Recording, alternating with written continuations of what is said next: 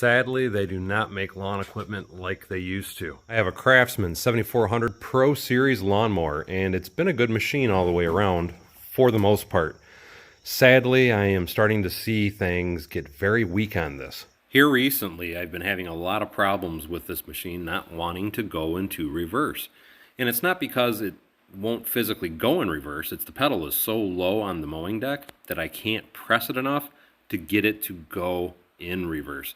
So I started to do a lot of thorough investigating on the entire lawnmower itself, and what I found has shocked me. I noticed that this is starting to flex in this portion of the lawnmower here.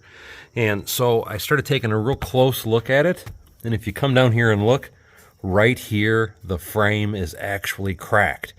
And what's happening is the whole frame is dropping down, which is not giving me enough space to press the pedals. So one of the first things I'm going to do is I'm going to pull off the mowing deck, and I'm also going to remove the rear tire. Now with everything moved, you can see how badly this thing is cracked. And what I'm going to do is I'm going to clean it up and weld it. But if you don't have a welder, what I would recommend is you take a piece of angle iron, put it along the bottom side of the frame rail. I'd put 2 bolts in the side and 2 bolts in through the bottom, or full bolts through the side if you need to. And that should get you through just as well. But now I'm going to weld this, so I'm going to take this grinding wheel and start clearing it up.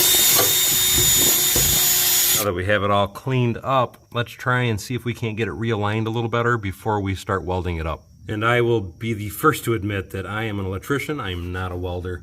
But with a little cleanup, that doesn't look all too bad, and I'm going to go ahead and spray a little spray paint on this and start putting everything back together.